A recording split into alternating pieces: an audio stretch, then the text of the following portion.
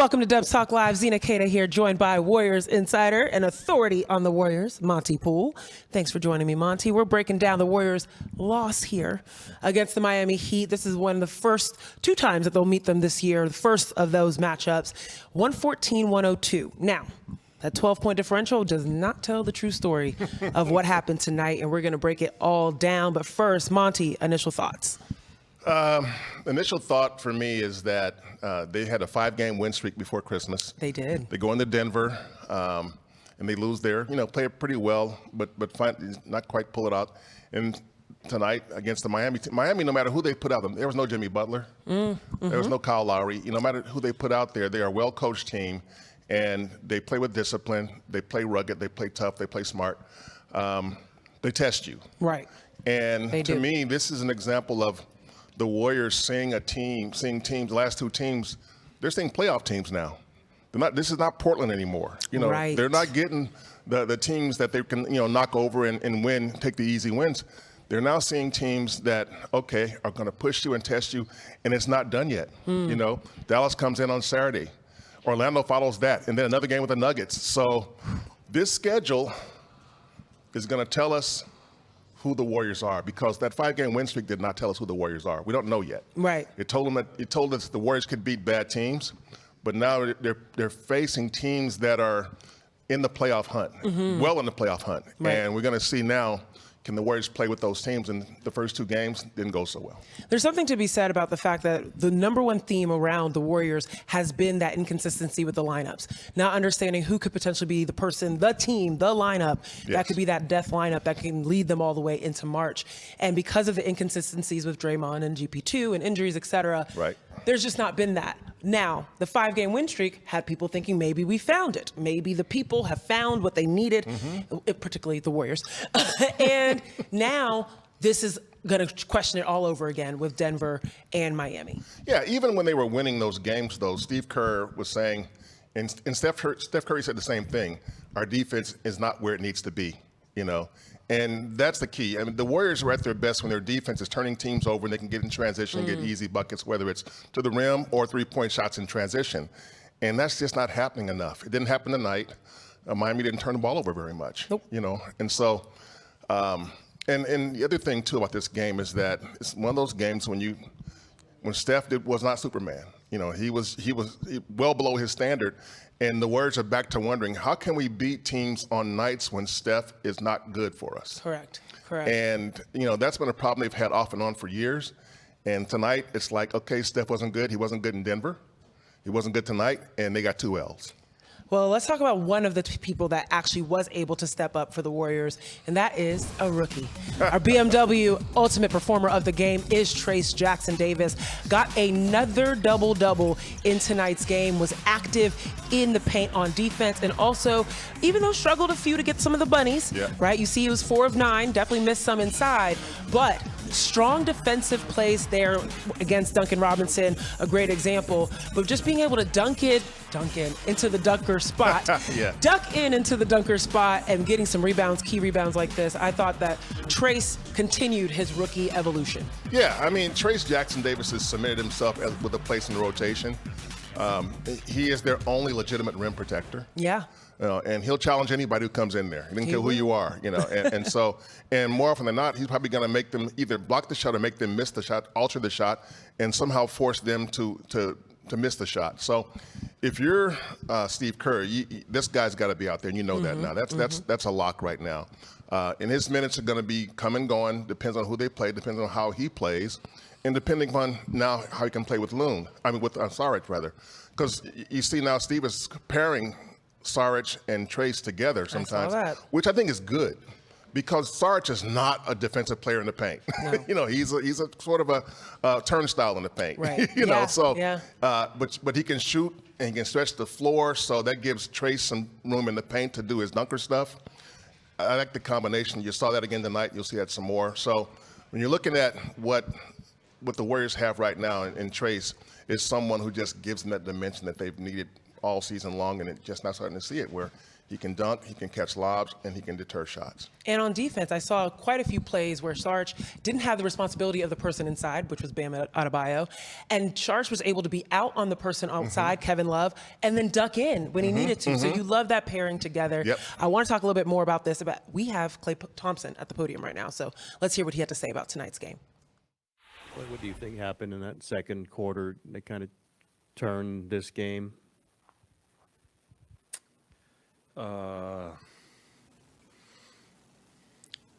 In the second quarter, I think maybe our offense got a little too stagnant and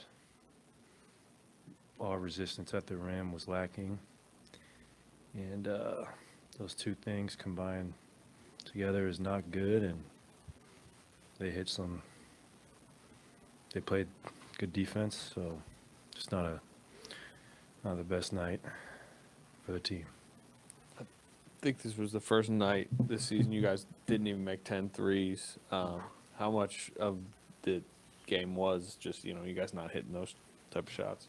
A lot of it's on us, and I think when they zoned us, our offense was too stagnant rather than trying to cut more off the ball and drive and kick. I think, including myself, we were just too content standing around the perimeter instead of playing with more force, getting in the paint, getting your teammate open, and taking great shots.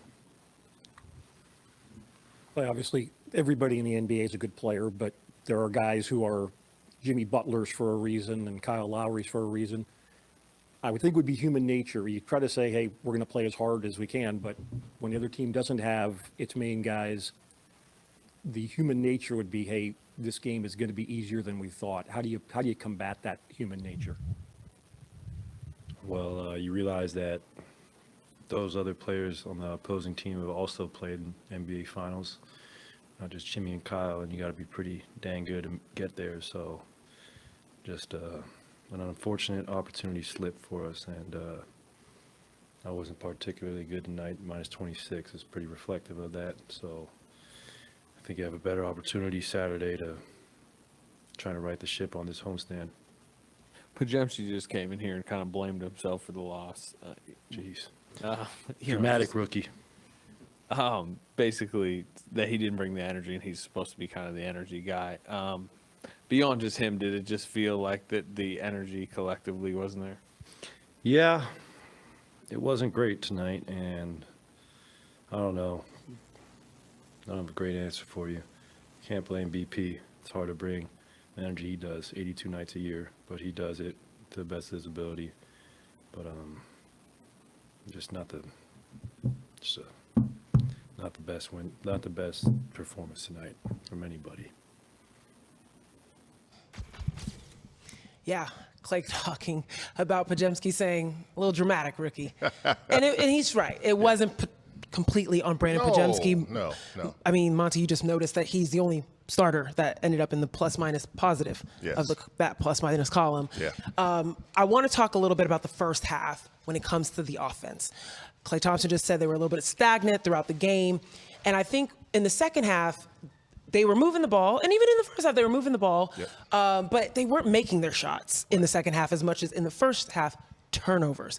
And let's just be real.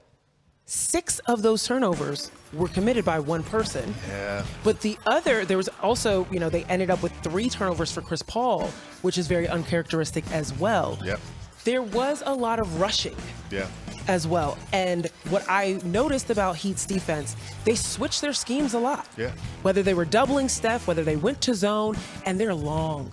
Very, very long. What did you notice about the defense that was causing all of this turnover trouble? Yeah, I mean, Miami does that, and I wrote in the column that I wrote tonight that'll post on our website, is that the Heat has a way of throwing a variety of defenses at teams. Correct, yeah. I mean, they blitzed Steph, they double teamed him, they zoned him. I mean, they throw so many defenses at teams. That's what they do. Mm-hmm. And that's why when they come into a game, into this building, knowing, okay, the Warriors have been pretty good at home lately. We don't have Jimmy Butler. Right. We don't have Kyle Lowry. Guys, we got to be disciplined, we got to be smart, and we got to stick to our principles. Mm-hmm. They did that. And so I think the defense is just, they swarm.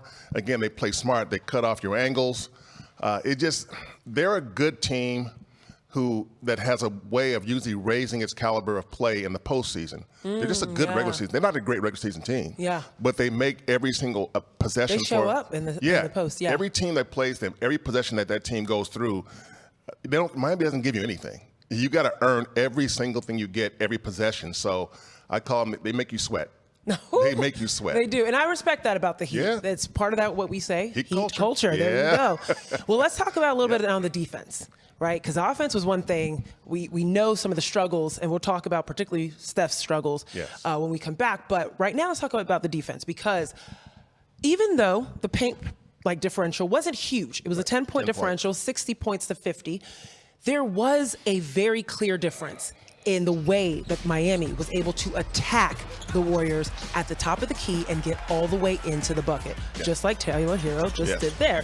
I just think that this is a recurring issue for the Warriors, just not being able to stop people from attacking inside or ducking in just like that, sliding in, etc. Is that a communication issue? Is that, I'm not sure where that starts. It's a little bit of everything. In some cases, it's an athleticism issue. Yeah, that's real. I think when Trace is out there, he's good at blocking from the weak side. He's really good, and he's also good if he's in the paint. Now, if they got it out of the paint, then and somebody sneaks behind him, it's a bucket. Yeah, and that's we saw that happen there, and you see that happen from time to time. But I think by and large, the Warriors are not that athletic. And, you saw the one play where Tyler Hero just dribbles right around Brandon. And Brandon's a pretty good defender, but Tyler's better, And so when you have that, there's really only one way to combat that, and that is basically have somebody behind you on the back line, and the Warriors are not disciplined enough to always have that person there. That's where they really miss Draymond Green. Yeah. Draymond is a basketball savant when it comes to learning how to play defense, when to be where you're supposed to be, and exactly where you're supposed to be, and also positioning other guys, So he kind of is a guy who sort of stitches the defense together when he's out there, and when he's not out there, sometimes you see it kind of rip apart. Monte, stitches the defense together. No wonder you're a great writer. That is beautiful. Because it's true. And I actually saw Chris Paul doing that tonight, playing in the middle of the defense in the back of the paint, trying to, guard people. But the thing about it, as he was trying to stitch the defense together, beautiful, balls go up. He's now responsible for blocking out who's under the basket, right? And in that position, Draymond Green can do that because he is the size that he is. And Chris Paul can't do anything about the fact that, he's just not. Most of the time he can't help. He's not. And so you think about that foul that he had pushing Kevin Love out, right? These are the type of positions he's finding himself in because he is trying to be that back line of defense and trying to, direct traffic. But it's tough to do that in that position and be in that size. Yeah, Chris is a smart ball player, but he's not built to be on the back line of anybody's defense. Right. I get his desire to try and be there, and he can be pretty strong. He's pretty good at, using his leverage to sort of offset some of the height advantage. He's only 6 feet. But when I say they miss Draymond, is because, like I said, Draymond is one of those guys who, he knows what he's supposed to do, but he also knows what each of his teammates are supposed to do. Right. And that is a rare treat. Yeah. And so he has a way of making sure that all those guys are on a string, as they say, and are able to make sure that teams don't get easy buckets. Yeah. And right now, you look at the Warriors, their defense is not good enough to create the offense they like to create. Their best offense is when their defense is causing turnovers, and they can get running in transition and get those buckets. And right now, the defense is not good enough to do that. On that point, I'm happy you brought it up because tonight, when it comes to easy buckets, that was nothing that the Warriors had. There was some really, really bad struggling on the offensive side, whether it was just tough shots, not hitting, making brick houses. That's an open shot right there. That's open shots.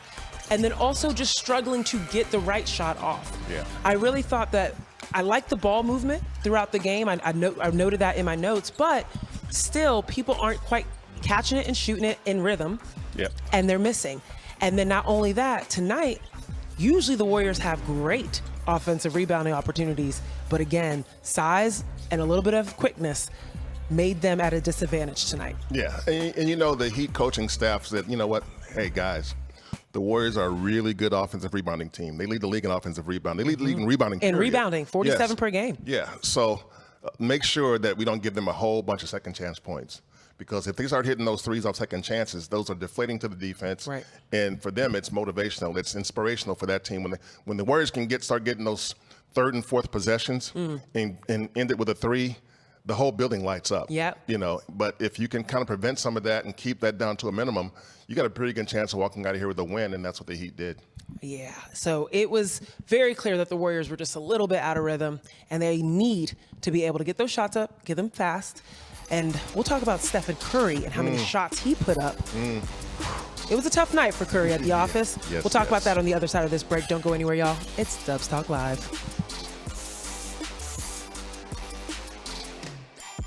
Dubs Talk Live is presented by Mancini Sleep World. Visit Mancini Sleep World during the year-end clearance event or visit sleepworld.com.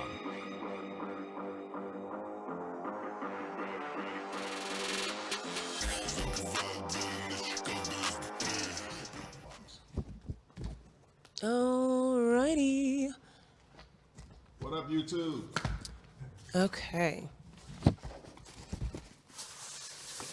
Let's do this. Hi, YouTube. Sorry, I was just talking to my producer, doing TV things. You are ungifting something right now. Yes, I am. Let's talk about this. What is this? This is, believe it or not, Draymond Green and Draymond.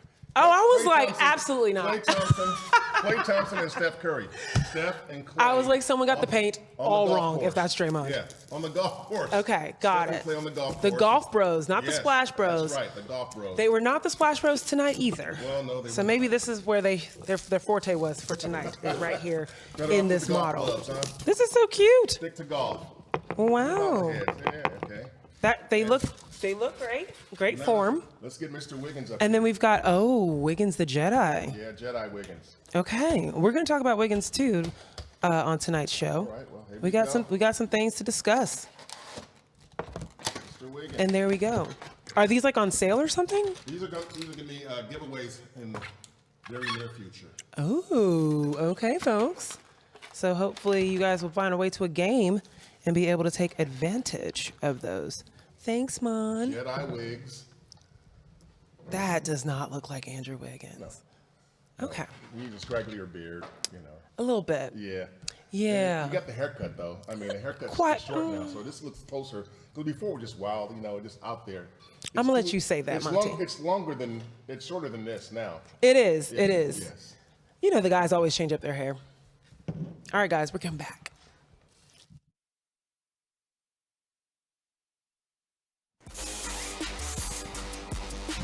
All righty, welcome back to Dubs Talk Live. Zena Keita here with Monte Poole. The Warriors went down to the Heat, 114-102. And one thing that was very apparent was that Steph Curry was struggling. And you look at his shot breakdown, 3 of 15 from the floor, 2 of 8 from 3. And when I think about his performance tonight, I really look at the fact that tonight it was clear that the Heat had an assignment and they understood it. They blitzed him. They made it hard for him to catch the ball, and the Warriors did not adjust. Yeah. I think that this is a key issue that the Warriors have, is just being able to take advantage or, not think about the fact that he needs plays for him, schemes drawn up for him, because teams like Miami are going to do the work to make sure that it's hard for him to do anything. Yeah. I mean, first of all, Eric Spoelstra, the Miami coach, is generally considered the best coach in the league. Yeah. I mean, he knows his stuff, and his players follow what he assigns them to do. And so he's one of those guys that says, basically, the message is, do not let their best player beat us. Make somebody else beat us. If we're going to lose, let's not lose to Steph, to Giannis, Right. Let's not lose to Embiid or whoever, make somebody else beat us. And tonight, it was pretty clear from the start that they were not going to let Steph beat him. And even when Steph got a little bit of room, you can tell he had no rhythm. He had no rhythm. Right. And so they do that too. They take away your rhythm, they bump you, they push you around, and they make sure you never get comfortable. And that's the difference in the defenses, I thought, tonight. The Warriors let the Heat get comfortable on offense. And the Heat did not let the Warriors get comfortable at all. Even when they got open shots, they were missing those shots because almost like they were looking for the defense. Yeah. And so you saw that. And so that resulted in the Warriors missing a lot of shots that looked pretty open, but they never got comfortable with that openness. And so that's one more thing. With Steph, though, the last 2 games now, he's really struggled with his shot. They got to figure out a way, again, to how can we beat teams on nights when Steph is not shooting like he normally does, well below his standard. And normally you'd say, well, that means, Wiggins or Clay, Kuminga, somebody else will step up. And tonight, nobody stepped up big. Nobody did. I mean, so, this is the first time since 2018 that the Warriors failed to have anybody score more than 13 points in a regular season game. That's almost 6 years ago. Crazy stat. Yeah. That's a crazy stat. And you're not going to be able to win games like that. And I think you make a really great point of Monte. You not only need to figure out how do we win without Stephen Curry being Stephen Curry, right, but also how do we ensure that Stephen Curry has the space to be Stephen Curry? Because, I mean, you saw in one clip, there were 3 guys, 3 Heat players going with Steph to the basket. Yeah. That is insane. Right? And that's going to continue to happen when teams are looking at film and they're realizing, no one on this team against the Heat was able to score more than 13 points. Yeah. Steph can have an off night, but it seems like when he has an off night, other people do too. Yeah, that's the problem. Let's game plan for that. So I don't know how Steph can get more opportunities, but what do you think about creating more schemes for him? Yeah, I mean, Steph is in year 15 now, and I think they've done a little bit of everything to try and create shots for him, and he's pretty good at creating shots for himself too. But when you look at what defense are doing, but they've also had, for the most part of his career, he's had other threats there. And so defenses could focus on him, but they couldn't completely neglect the other guys. Yeah. And right now, Clay's had a pretty good run, but right now he wasn't good tonight. And you saw him post game in the interview. He can tell that he said he wasn't good. He's minus 26, so he didn't like the way he played. 4 of 11 from the field, 2 of 6 from 3. He never got rhythm, never got comfortable. Wiggins didn't step up off the bench again. He tried to, but he was 4 of 11 too. So nobody shot the ball well except for Dario. Yeah. And Dario is one of those guys who kind of gets his shots mostly in the seams and then the occasional 3-point blast. So tonight he made only 1 3, but he was 4 or 5 shooting because he was able to get in between the cracks and get layups and stuff like that. So getting Steph open is usually a screening, double screening, split action stuff, and that's how you usually get him open. And you can do that, but Miami, again, this team is so disciplined. They've seen all that on video. Yeah. They see the video and they say, okay, this is what we can try and do. And so it's so hard. I don't know what Steph's numbers are like against the Heat over his career, but I do know that Miami they're really good at just taking away your best player. And that's what the best coaches do. And Spoelstra is an expert at that. Well, now thinking about the fact that teams are scheming for Stephen Curry, he's a vet. Yeah. There's a new person on the roster, Brandon Pajemski, that they haven't quite seen as much of, but obviously he's having a breakout year. Tonight, Brandon Pajemski said that he was the reason, which absolutely I would not say. It's never on one person. Right. But he also didn't have his signature game. He broke his streak of 12 consecutive games of 5 rebounds. And he was struggling a little bit. Yeah. What'd you make of Brandon's game? Well, I think the Heat have a way of making teams uncomfortable. They don't have the most talented roster in the league. Yeah. They haven't had that. I don't know if they've ever had that under Spoelstra. Well, they had LeBron and D. Wade, back in the day. 10 years ago, I was like, that team was pretty nice. They were loaded. They were loaded. Yeah. But for the most part, it's been, when LeBron wasn't there, it's been D. Wade and a bunch of guys, and some of those guys were good, but they didn't have like 3 and 4 All-Stars, and so in this team right now, the team he put out there tonight, Tyler Hero is the best player on the team right now. And he played without Jimmy. Yeah, and he played like it. And he got the buckets, 26 points, 10 of 18 shooting, 7 rebounds. So, he did a little bit of everything. I'm sure Jimmy gave him the word.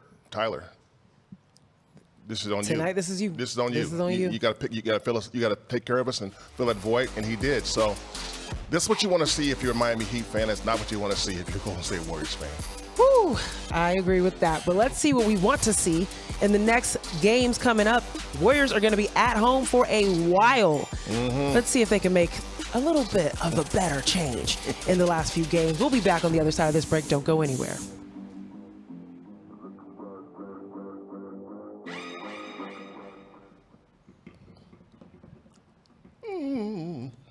righty, guys. I'm just trying to look through. Let's see. Dino Manrique mentioned Moody playing well, especially on defense, but can't get enough playing time. What do you think about Moody tonight? I thought Moody was good. I mean, he came in the game. I thought he was a really good wing. He came tonight. in the game, and he did a Gary Payton the second thing. The minute he came into the game, he locked up Tyler Hero. He did. Tyler was trying to get him wiggle away from him, and Moses stayed right with him, and Tyler pump faked him, didn't go for it, and he finally shot, and Moses sent it back. Yeah, right. Moses is one of those guys. He studies the game, and I think Moses was. If you're looking for a bright spot tonight, Moses is that, because he gave this team a little bit of a lift coming off the bench. I don't know. I mean, he's not going to win you a game by himself. Right. But I like what I saw from him tonight. Where did he finish? Moses finished plus 10. Team high. Yeah. So he was good. But he got the least amount of minutes outside of, the bench players that came in at the end with only almost 13 minutes. Yeah. I also want to mention, too, like, there was a tweet I saw from Tim Kawakami at The Athletic that said the issue with the way the players play is the wings, at least. On any given night, Moses Moody can be the great player. Then Andrew Wiggins could be the great player. And there's always just like this back and forth, and you can't get a solid lineup when you don't know who can be a great player versus a clunker. What do you think about that? Yeah, I mean, there's something to that. I think depends on whether you see it as a strength or a liability that, Steve has a way, he has the depth to be able to ride guys who's hot. And tonight there was really, Moses was kind of sort of hot, a little late, but nobody was really hot. Yeah. All right.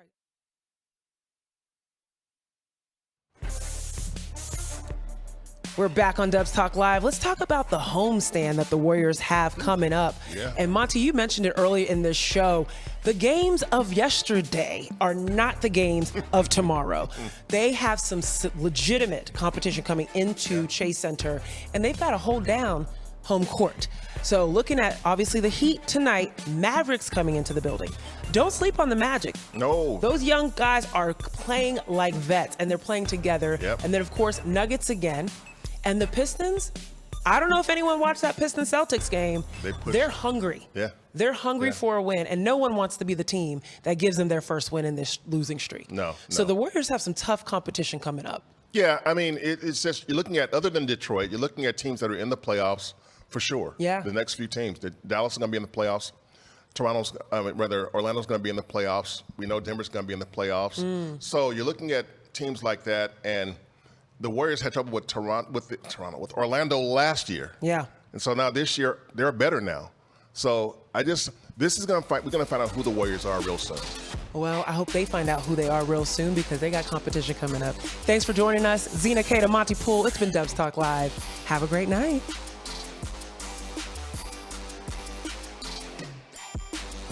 Ooh. Great question. Kevin McClain. Yes. Who has been the most consistent player this season? I'm going to let everyone be on that list. Go. Your thoughts. Most consistent player this season. That's a good question, isn't it? Yeah. I'm going to say, in terms of someone who's kind of giving you the same thing every single game. Let's see if you think what I think, which actually ends up being exactly what Kevin actually thought. It's not really. To me, Steph has had some clunkers. Yeah. But, for the bulk of this season, he's been the most reliable scorer they've had. And their defense hasn't been, so it's not a defensive player. So, I would put Steph's name out there simply because he has been their most reliable source of offense. Clay hasn't been that guy. Wiggs hasn't been that guy. Kuminga had some games where he's been that guy. But I still think the guy who's been the same pretty much game in, game out is Moses. Ooh, game in, game out. Yeah. Pretty much the same guy every game. He's never terrible. Yeah. And sometimes he's really good, but he's either usually good or really good. And every now and then he's not good. But for the most part, he's usually reliable. That is a really great Who you point. got? I thought Sarge. Sarge, yeah. Because I feel it's actually funny because I would use the same. Offensively, yes. I was Yes, going to absolutely. say, Yeah. but even defensively, like you know what to expect out of Dario. Yeah, We yeah. say the same thing Yeah. about some of That's his true. defensive That's struggles. fair, yeah. But we also say the same thing about his offensive strengths. Yeah. So it's actually the same argument Yeah. as like Moses, right? Yeah, I can see that. Yeah, because Dario had, his bad games are like games where he like turns the ball over, stuff like that. He had Yeah, a couple of those, yeah. but night after night, he's going to be able to shoot the three pretty much. Yeah, I put him in that conversation for sure. Yeah. And I think tonight, to add to that, I think Pods, has been pretty consistent. Yeah. And I would put Moody and Pods in the same boat, and that they'll be impactful. Yeah, one way or the other. Right? Yeah. That they are the most consistent at they're going to be impactful. Yeah. Yeah. That's what I would say. I mean, because Potts has a way of just doing stuff that the team needs. Yeah. And it's not yeah. always big, exciting stuff. It's just stuff. The little things. Yeah, it's like The deflection, yeah, the steal, exactly, little stuff like exactly. that a team needs to kind of get some juice going. Yeah, And yeah. Tonight, he didn't play his best game tonight, but no, there's no way on earth that the game was, it's on him. It's lost, not on him. No, he was being overly dramatic there. Poor baby said, "It's my fault." No, it's no, my no, fault. no. It's no. He's just young. Yeah, this He'll whole see. team can look at itself and go, you know what? Some of this is on me. Some of this on you. Yeah. You. And the vets will talk to him too. Yeah, yeah. They'll make sure he doesn't weigh too heavily because guess what? They got games coming up. Yeah. Okay, young bud, we need you to move on and keep it going. So Before we go, here we go. We got Clay over here. We got Steph over here. Yeah. And over here we got Mr. Wiggins. Yeah. And these are the kind of bobbleheads that you will be receiving, picking up as you come to games in the next few days here at Chase Center. So it's bobblehead city around here, and enjoy them while you got them. Okay. Well, that's all. Thank you for that plug right there, Monte. Well, for tonight, Warriors lose, unfortunately, against the Heat, 114-102. Back at it again on the 30th. Luka! Ooh, and he's been balling. Who's going to guard him? That's a great question. Look at you opening stuff. We got to go, guys. We got to go. Think on that. Ponder on that as you go into the weekend, folks. Hope you have a great night. Thank you for joining us.